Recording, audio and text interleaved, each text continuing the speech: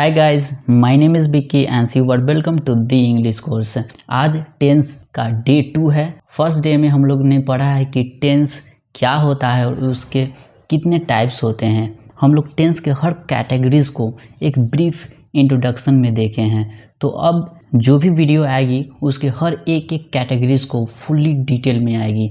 आज के इस वीडियो में हम लोग टेंस के first categories present indefinite tense को देखेंगे। तो चलिए शुरू करते हैं। Now let's get started. तो प्रेजेंट इंडेफिनिट टेंस को ही हम लोग सिंपल प्रेजेंट टेंस कहते हैं। आप लोग कंफ्यूज नहीं होइएगा कि सिंपल प्रेजेंट टेंस कोई कह दे और प्रेजेंट इंडेफिनिट टेंस, तो दोनों सेम ही होता है। अब हम लोग इसका पहचान देख लेते हैं प्रेजेंट इंडेफिनिट टेंस का। तो इस टेंस के वाक्य की पहचान है क्रिया के साथ ता है, ती है, ते है लगकर आता है तो वह प्रेजेंट इंडेफिनिट टेंस का सेंटेंस होगा। जैसे मैं जाता हूँ, तो जाना एक क्रिया है और उसमें ता लग के आया है। इससे क्लियर होता है कि यह एक प्रेजेंट इंडेफिनिट टेंस का सेंटेंस है। ठीक, इसी तरह वो आता है, आना एक क्रिया है और उसमें ता लग के आया है, तो इससे पता चलता है कि प्रेजेंट इंडेफिनिट टेंस का सेंटेंस है। इसी तरह आप नहाते हैं, ठीक, नहाना एक क्रिया है, उसमें ते लग के आया है। ठीक, इसी तरह आप लोग किसी भी सेंटेंस को देखिएगा, उसकी क्रिया के साथ अगर ता है, ती है लग के आएगा तो आप लोग जान जाइएगा कि हाँ कि ये सेंटेंस प्रेजेंट इंडेफिनिट टेंस का सेंटेंस है।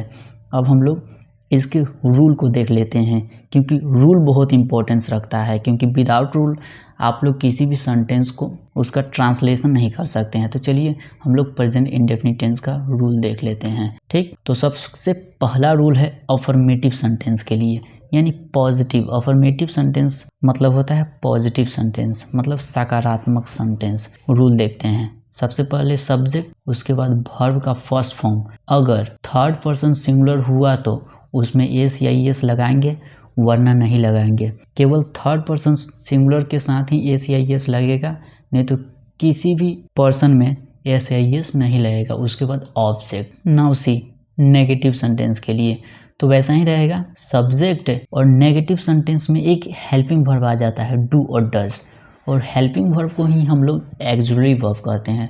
तो आप लोग कंफ्यूज नहीं होइएगा कि कभी हम बोल देंगे हेल्पिंग वर्ब, कभी बोल देंगे एक्सिलरी वर्ब, तो दोनों सेम होता है।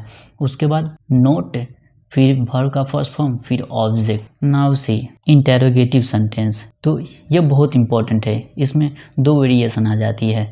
जैसे कोई हम लोग सवाल करते हैं कि क्या तुम पढ़ रहे हो, तो इसका जवाब आप दे सकते हैं हाँ। अगर हम पूछ दे कि आप क्यों पढ़ रहे हैं, तो इसका आंसर आप यस और नो में नहीं दे सकते हैं। लेकिन अगर किसी सेंटेंस में उसका आंसर यस और नो में नहीं दिया जा सके, उसमें WH वर्ड लगाएंगे। इसी तरह नेगेटिव इंटेरोगेटिव सेंटेंस, इसी तरह WS लगाएंगे अगर उसका आंसर, उस क्वेश्चन का आंसर यस और नो में नहीं दिया जा सके, तो उसमें WH लगाएंगे। ठीक, और डज और डू, फिर सब्जेक्ट, फिर नोट, फिर वर्ब का फर्स्ट फॉर्म, फिर ऑब्जेक्ट। अगर उस क्वेश्चन का आंसर यस और नो में नहीं दिया जाएगा, ठीक, तब इसका यूज करेंगे। अगर उस क्वेश्चन का आंसर अगर आप लोग यस और नो में दे सकते हैं तो हमेशा डज और डू से स्टार्ट करेंगे।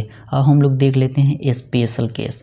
एक स्पेशल फॉर्मूला होती है, ठीक, प्रेजेंट इंडेफिनिट टेंस का एक स्पेशल कैटेगरीज का फॉर्मूला होती है, उसे हम लोग देख लेते हैं ना। उसी स्पेशल केस, जब सब्जेक्ट ना दिया गया हो, ऐसा सेंटेंस होगा जिसमें सब्जेक्ट ही नहीं दिया गया हो बल्कि सब्जेक्ट के बारे में ही पूछा गया हो, उस केस में हम लोग स्पेशल केस का यूज करते हैं। देखते हैं इंटेरोगेटिव सेंटेंस, पहचान देख लें। WH जो वर्ड होगा वो सब्जेक्ट को रेफर करेगा। ठीक, फिर उसके बाद वर्ब का फर्स्ट फॉर्म, अगर थर्ड पर्सन सिंगुलर हुआ तो उसमें एस या एस लगेगा, वरना नहीं लगेगा। उसके बाद ऑब्जेक्ट लग जाएगा, क्योंकि किसी भी अगर कोई भी सेंटेंस इंटेरोगेटिव हो तो उसमें क्वेश्चन मार्क लगाना बहुत ज़रूरी है। Now see negative interrogative sentence, तो इसी में भी WH वर्ड है वो सब्जेक्ट को रेफर करेगा और ये नेगेटिव सेंटेंस है, इसीलिए डू और डज आ जाएगा। उसके बाद नोट, वर्ब का फर्स्ट फॉर्म, फिर ऑब्जेक्ट। अब हम लोग चलिए देख लेते हैं पर्सन के बारे में। तो पर्सन 3 प्रकार के होते हैं, एक तो फर्स्ट पर्सन,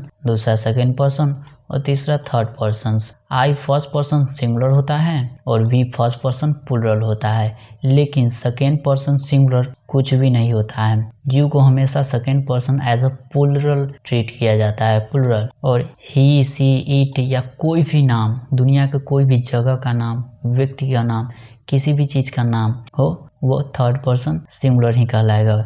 इसी में ही हम लोग डू थर्ड पर्सन के ही साथ हम लोग डज का यूज़ करते हैं और वर्ब में एस या एस लगाते हैं। बाकी बात आई, वी, यू, दे के साथ हम लोग डू लगाते हैं और एस वर्ब में एस या एस का यूज़ नहीं करते हैं। अब हम लोग कुछ एग्जाम्पल्स देख लेते हैं। नाउ सी, वह मुझसे बात करती है, तो एक अफर्मेटिव सेंटेंस है। अब देख लेते हैं। सी टॉक्स टू मी, यहाँ एस इसलिए लगा है क्योंकि सी एक थर्ड पर्सन सिंगुलर है, ठीक, इसीलिए यहाँ टॉक्स का यूज हुआ to me. Now see second example, वह मुझसे बात नहीं करती है, यह है नेगेटिव सेंटेंस, ठीक। वह मुझसे बात नहीं करती है, पहले सब्जेक्ट, तो वह एक सब्जेक्ट है, ठीक, सी। उसके बाद डू या डज, तो ये एक थर्ड पर्सन सिंगुलर है इसीलिए डज लगा। उसके बाद नोट और टॉक टू मी, यहाँ टॉक वर्ब का फर्स्ट फॉर्म है, क्योंकि जब भी नेगेटिव बनाएंगे तो एस या एस का यूज हम लोग नहीं करेंगे।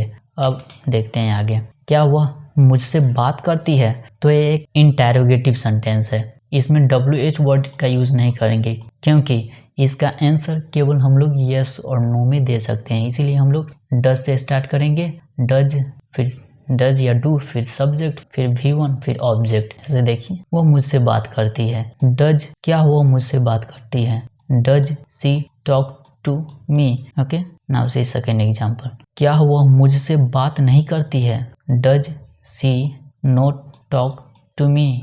हम लोग कुछ और एग्जाम्पल्स देख लेते हैं। वह क्यों मुझसे बात करती है, इस सेंटेंस में हम लोग आंसर येस और नो में नहीं दे सकते हैं, इसलिए यहाँ WH वर्ड का यूज करेंगे हम लोग। Why does she talks to me, यहाँ एस का यूज नहीं होगा, ठीक, क्योंकि डू और डज जब लग जाता है तो वर्ब का फर्स्ट फॉर्म ही रहता है। नाउ सी, वह मुझसे बात क्यों नहीं करती है, why does she not talk to me. अब हम लोग देख लेते हैं स्पेशल केस के सेंटेंस को। पानी में उंगली कौन डुबोता है, तो यहाँ सब्जेक्ट के बारे में ही पूछा जा रहा है कि पानी में उंगली कौन डुबोता है, जो डुबोता है वही तो सब्जेक्ट है, ठीक। तो यहाँ कौन, ये सब्जेक्ट हुआ, इसीलिए who dips his fingers into the water. अब देखिए यहाँ पे इंटरोगेटिव सेंटेंस के लिए, स्पेशल केस के लिए WH सब्जेक्ट है, जो सब्जेक्ट होगा WH का वो पहले लगेगा, फिर वर्ब का फर्स्ट फॉर्म, ठीक, वर्ब का फर्स्ट फॉर्म लगा और यह एक आदमी के लिए कहा जा रहा है, इसीलिए यहाँ एस लगा है, his fingers into the water. Now see second examples, पढ़ाई कौन नहीं करता है, यहाँ सब्जेक्ट के बारे में ही पूछा जा रहा है कि पढ़ाई कौन नहीं करता है, जो पढ़ाई नहीं कर रहा है करता है वही तो सब्जेक्ट है। हु डज नॉट स्टडी, यहाँ निगेटिव इंटरोगेटिव का फॉर्मूला है WH सब्जेक्ट, फिर डज या डू, फिर नोट, फिर वर्ब का फर्स्ट फॉर्म, फिर ऑब्जेक्ट, इसीलिए यहाँ डज का यूज हुआ है। ये कुछ सेंटेंसेस है जो आप लोग बना लीजिएगा, क्योंकि ये बहुत ही इजी सेंटेंस है।